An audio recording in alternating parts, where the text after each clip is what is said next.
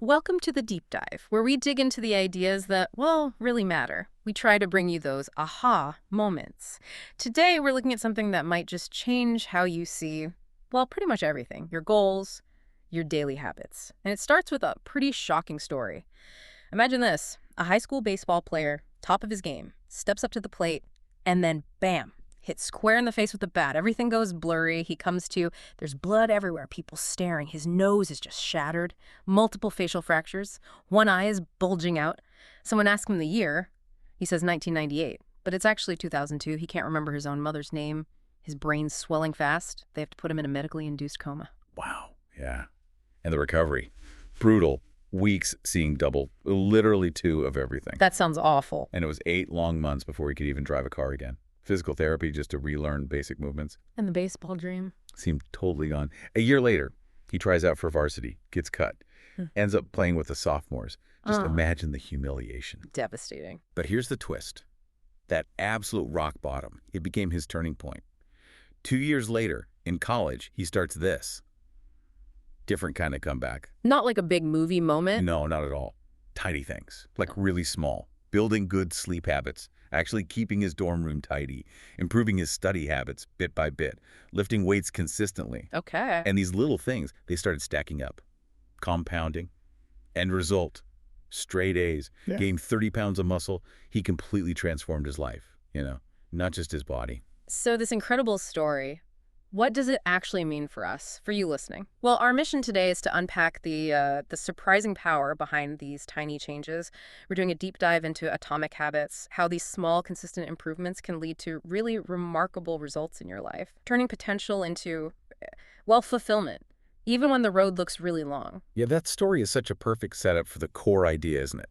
The sheer power of these tiny changes. We hear about overnight success all the time, but it's never really overnight, is it? Almost never. It's usually the result of all these small, consistent, almost invisible efforts adding up over time. I think we all kind of wish for that instant breakthrough, though. We do. But the evidence, it points somewhere else. And there's maybe no better example than British cycling. Yeah. Before about 2003, they were, well, let's just say they weren't great. Understatement, right. Totally. They had one Olympic gold medal since 1908. Not a single Tour de France win in 110 years. Yeah. It was so bad, apparently, bike companies wouldn't even sell them bikes. Feared it would damage their brand. Ouch. That's bad. Then Dave Brailsford comes in as performance director. And his strategy was simple, but really profound. He called it the aggregation of marginal gains. Marginal gains, meaning small improvements. Exactly. Tiny ones. He figured if you break down everything that goes into riding a bike and improve each tiny part by just 1%, the combined effect would be massive. 1%. My first thought is that's nothing. And that's the magic. It seems insignificant. But they looked at everything. Redesigned bike seats for more comfort, rubbed alcohol on tires for better grip. Crazy stuff. Like what else? They had riders wear electrically heated overshorts to keep muscle temperature just right. Tested fabrics in wind tunnels, even had track riders use indoor racing suits outdoors because they were lighter, more aerodynamic. Hundreds of these tiny tweaks. Okay, so did this 1% thing actually work? Did it ever? The next decade was just astonishing. British cyclists won 178 world championships, 66 Olympic and Paralympic golds, 5 Tour de France victories. It's seen as maybe the most successful run in cycling history, all from these tiny 1% gains. Wow. That's the power of compounding right there. Absolutely. Do the math. Get 1% better each day for a year. You end up almost 37 times better. Get 1% worse. You decline basically down to zero. Habits are the compound interest of self-improvement. So day to day, you barely notice. Right. But over months, years, the impact is huge. So like my messy desk, or maybe saving just a tiny bit each month, even if it feels like nothing right now. It's the trajectory. Your outcomes, your net worth, your weight, your knowledge, the clutter, they're just lagging measures of your habits. Your bank balance reflects your financial habits. Your fitness reflects your exercise habits. So it's not just about current results. No, it's about the path you're on right now. Yeah. The habits you have today are building your future self. That's what really predicts where you'll end up. Which links to that idea of the plateau of latent potential, right? Exactly. Think about an ice cube. It could be 25 degrees, 28, 30, 31, Right. and nothing seems to happen. It's still ice. Right. Still frozen. But then it hits 32 degrees, Yeah. and boom, it melts. That 1 degree shift, which looked just like the others, unlocks this huge change. And that's frustrating because we expect progress to be steady. Linear. Yeah, and it rarely is. Hmm. Think about bamboo. It spends maybe 5 years building this huge root system underground, totally unseen. Then suddenly it shoots up 90 feet in like 6 weeks. Or cancer even. Undetectable for ages then. Undetectable for maybe 80% of its life, then grows rapidly. We hit this valley of disappointment where we're putting in the work but not seeing results yet. And that's the critical point. That's where you want to give up. Precisely. But persistence through that plateau is what leads to the breakthrough. People see the bamboo shoot up and call it overnight success. They didn't see the 5 years of root building. Your biggest enemy isn't someone else. It's often your own impatience. Mastery means learning to love the process, trusting that compounding, even when it's invisible. It's so easy to get fixated on the big goals, though. Lose 20 pounds, write a novel, get that promotion. We all do it. But what if that focus on goals is actually counterproductive sometimes? How so? Well, Scott Adams, the Dilbert guy, made a great point. Goals are about the results you want. Systems are the processes that lead to those results. Okay, give me an example. Think of a coach. The goal is the championship. But the system is how they recruit, how they run practices, how they manage the team day to day. Right, the daily grind. Bill Walsh, the football coach, famously said the score takes care of itself. Was he onto this? Absolutely. He understood that if you perfect the process, the results tend to follow. Focusing solely on goals can actually be problematic. Why is that? Well, first, winners and losers often have the exact same goals. Every Olympian wants gold. Every job applicant wants the job. The goal itself doesn't separate them. Good point. It's the preparation, the system. Right. Second, achieving a goal is often just a momentary change. You clean your messy room goal achieved. But if your system is still based on sloppy habits, It'll be messy again next week. yeah, You treated the symptom, not the underlying cause. exactly. Third, goals can restrict your happiness. We fall into this trap of, once I achieve X, then I'll be happy. You're constantly postponing satisfaction. Whereas if you focus on the system, You can feel satisfied whenever your system is running. You find joy in the process, not just the finish line. Why wait? and that probably explains the yo-yo effect, like marathon runners who train like crazy, cross the line, and then stop. Totally. The goal is achieved, the motivation vanishes. So goals can actually work against long-term progress. Real long-term thinking is almost goalless. It's about continuous refinement of your systems. Your commitment to the process is what determines progress. Which brings us nicely to what atomic habits really means. It's not just small. No, it's small and fundamental. Like atoms are the building blocks of molecules. These habits are the building blocks of remarkable results. They're tiny, but they're part of a larger system, small and mighty. And this connects to identity, right? Which you said is maybe the most powerful level for change. Yes. Think of change happening on 3 levels. Outcome, change what you get. Process, change what you do. And identity, change what you believe, who you are. Most people focus on outcome or process. I want to lose weight or I need to diet. Exactly. But the deepest, most lasting change comes from focusing on identity, on who you wish to become. So instead of I want to run a marathon outcome, it's I am a runner identity. Perfect. There's a story about someone who bit their nails for years. Tried everything, nothing worked. Then they got a professional manicure and suddenly took real pride in how their nails looked. Ah, so the identity shifted. It shifted from I'm someone who wants nice nails Mm. to I'm someone who takes pride in their nails. And that pride, that internal shift, stopped the habit for good. That's profound. It's not just about the result. It's about changing your belief about yourself. That's the core of it. Your identity emerges from your habits. Every time you do something, you're casting a vote for the type of person you want to be. Make your bed. Vote for being an organized person. Go for a run. Vote for being a runner. So each tiny action builds evidence for that new identity. And builds trust in yourself. Yeah. You don't need to be perfect. You just need the votes to stack up in the right direction. Win the majority. The real power of habits isn't just the results they get you, but the way they reshape your self-belief. Okay, I'm sold on the why. How do we actually do it? How do we build these good habits? There's a 4-step process, you said. Yeah, it's a fundamental loop, really, based on how our brains learn. It comes from early psychology, like Thorndike's experiments with cats in puzzle boxes. They learned, through trial and error, how to get out. What's the first step in that loop? The trigger. Right, it starts with the cue. Yeah. That's the little piece of information that predicts a reward is coming. Your phone buzzing, seeing cookies on the counter. Now, cue spotted. Then what? Then comes the craving. That's the motivation, the desire for a change in state. You don't crave smoking. You crave the feeling of relief it provides. You don't crave brushing your teeth. You crave a clean mouth. Got it. Craving leads to. The response. That's the actual habit itself. Picking up the phone, eating the cookie, smoking the cigarette. And finally, The reward. This satisfies the craving and tells your brain, hey, remember this loop? It was good. Over time, this loop becomes automatic, a mental shortcut, frees up brain power. makes sense. So the first law leverages this. Make it obvious. How Yeah. did that work? It starts with awareness. So many habits are unconscious. Automatic. We don't even realize we're doing them. Carl Jung said, until you make the unconscious conscious, it will direct your life and you will call it fate. That's heavy. So how do we make the unconscious conscious? Simple techniques work well, like pointing and calling, used by Japanese train conductors.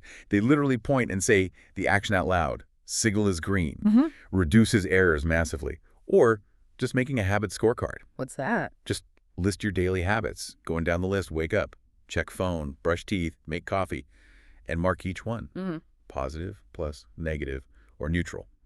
No judgment, just awareness. Simple inventory. Okay. But our surroundings matter too, right? The environment. Hugely. It's like the invisible hand shaping us. Yeah. There was a study in Mass General Hospital's cafeteria.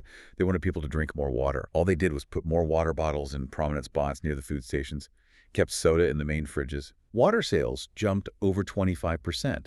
Soda sales dropped over 11%. Just by making water more visible, more obvious. It follows Kurt Lewin's idea. Behavior is a function of the person in their environment.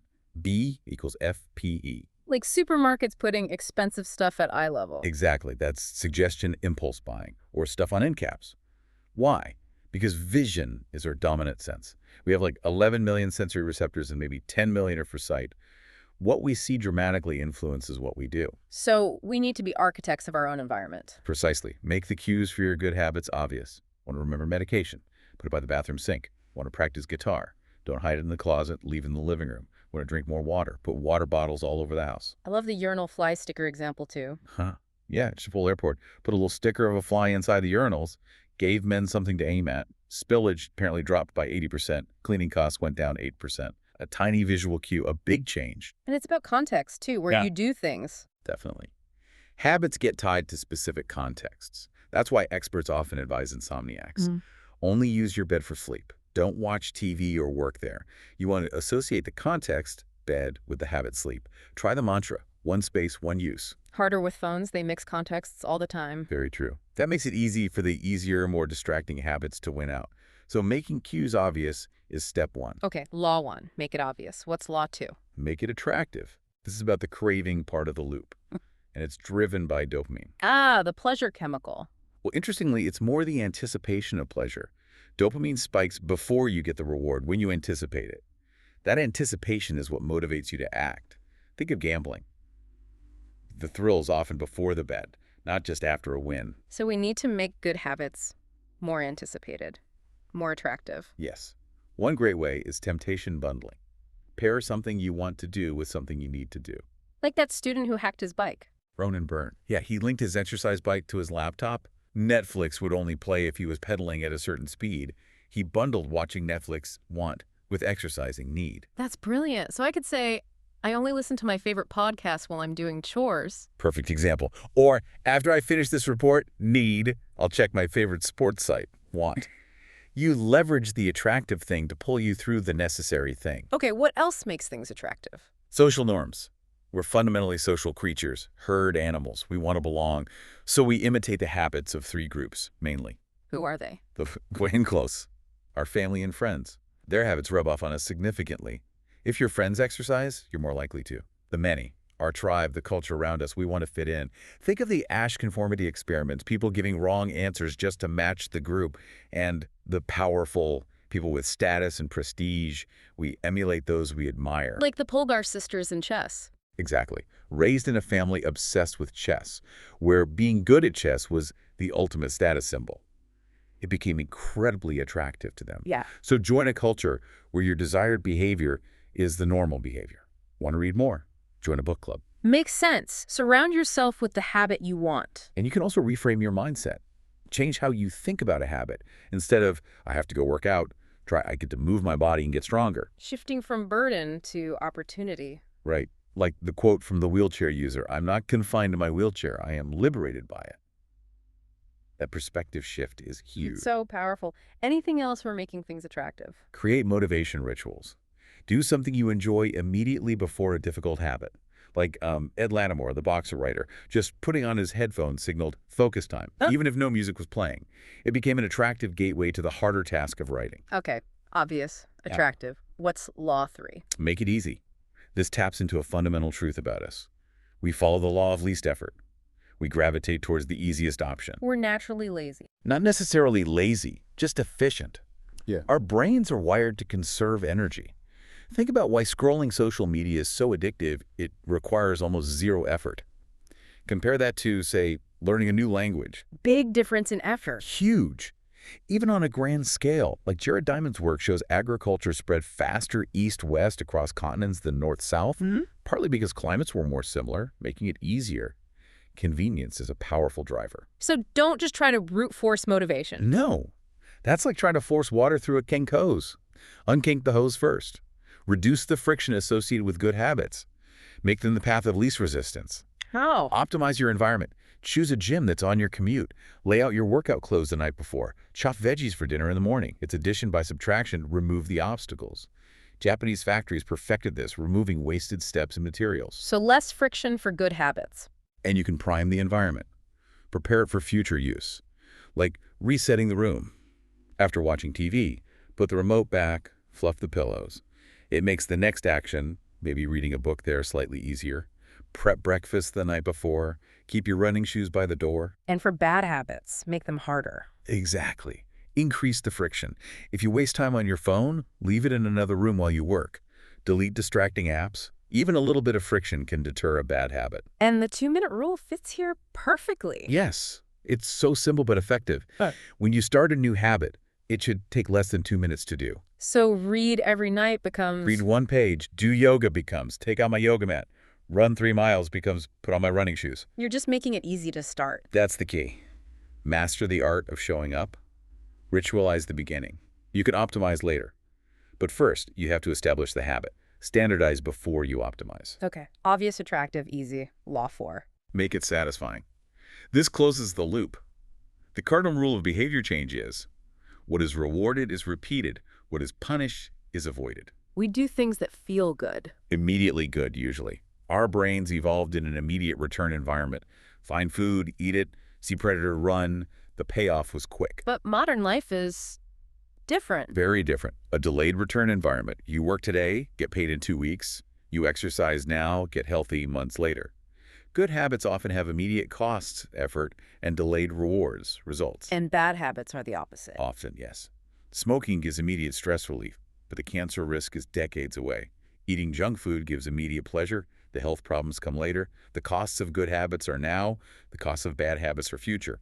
Our brains naturally discount the future. So we need to hack this, make good habits satisfying now. Exactly. Turn instant gratification to your advantage. Feel successful immediately. Remember the Safeguard soap in Pakistan? Yeah, they made it smell nice and foam well. Right. They made the act of hand washing immediately pleasant and satisfying. Result, people kept doing it, health improved dramatically. Find a way to give yourself an immediate win. What about habits where you're not doing something, like not spending money? Make the avoidance visible and rewarding. Say you want a leather jacket. Create a savings account named Leather Jacket. Every time you skip that impulse buy or fancy coffee, immediately transfer the money you saved into that account. Watching the balance grow is immediately satisfying. That's clever. Visual progress. Visual progress is huge, Yeah. like the paperclip strategy. A stockbroker moved a paperclip from one jar to another for every sales call he made. It made his effort tangible and satisfying. Habit trackers do the same thing. Marking an X on a calendar feels good. It proves you're showing up. Makes it obvious, attractive, and satisfying. All at once. But a quick warning here. Goodhart's law. Right. When a measure becomes a target, it ceases to be a good measure. Yeah. Don't get so obsessed with the metric, steps, pages read, weight, that you lose sight of the real purpose. Measurement should guide you, not consume you. Okay, so we've got the 4 laws for building good habits. What about making them stick? Advanced stuff. Sustaining progress. Accountability is huge. It's the inversion of Law 4. Make bad habits immediately unsatisfying How do you do that? at a cost.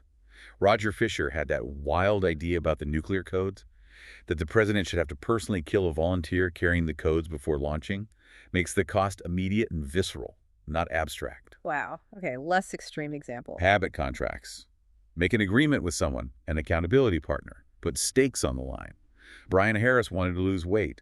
His contract involved paying money and, maybe worse, wearing his rival team's jersey if he failed. Thomas Frank set up an automated tweet calling himself lazy if he overslept. Social cost, financial cost, makes inaction painful now. Exactly. Then there's understanding talent. Genes don't lock you in, but they do suggest areas of opportunity. Play games that favor your strengths. Build habits that align with your personality. Don't force yourself into a mold that doesn't fit. Right. There's an explore-exploit trade-off. Explore broadly at first. Try different things. Find what clicks, what feels relatively easier for you. Then exploit that. Double down. But keep maybe 10–20% of your time for continued exploration. Like Google's 80/20 time. Sort of. The idea is, if you can't win by being better, win by being different. Combine your unique skills. Work hard on the things that come easier to you than to others. And then there's boredom, the silent killer. Oh, yeah. Habits get boring once they become routine. That's where the Goldilocks rule helps. Stay motivated by working on tasks of just manageable difficulty. About 4% beyond your current level. Challenging, but not overwhelming. Like Steve Martin adding slightly harder bits to his comedy routine over time. Perfect example. Always pushing the edge just a bit. But the real difference between long-term success and failure often comes down to professionals versus amateurs. What's the difference? Professionals stick to the schedule even though they don't feel like it. Amateurs wait for motivation, let life get in the way. Professionals show up. Consistency beats intensity over the long haul. But can habits become too automatic, lead to complacency? Absolutely. That's the downside. You master something, put it on autopilot, and stop improving. Mastery requires constant refinement, always looking for that next 1% improvement. So you need review. Yes, a system for reflection and review is critical. Yeah. Pat Riley did this with the Lakers' CBE program, tracking tiny improvements. It kept them sharp. The author does an annual review and an integrity report. You need to step back periodically, assess, and course correct. And finally, keep your identity small. What does that mean? Don't let one single label define you too rigidly. I'm a CEO, I'm an athlete. If that role changes, your identity feels shattered. Instead, define yourself by broader traits. I'm the type of person who's resilient. I'm someone who loves a challenge. Make your identity flexible, adaptable. Wow. Okay, so we've covered a lot. From that awful accident and amazing comeback, to British cycling's dominance, to the nuts and bolts of how habits form and how we can shape them. It really comes down to the incredible power of compounding, doesn't it? These tiny atomic habits stacking up day after day, year after year. So the question for you listening is, if you really commit to the process, just showing up, casting one more vote each day for the person you want to become, what could you achieve? What could your life look like in a year, 5 years, 10 years? What are those tiny, almost invisible changes you can start making today that could fundamentally change everything down the road? Lots to think about. Thanks for diving deep with us. We'll see you next time.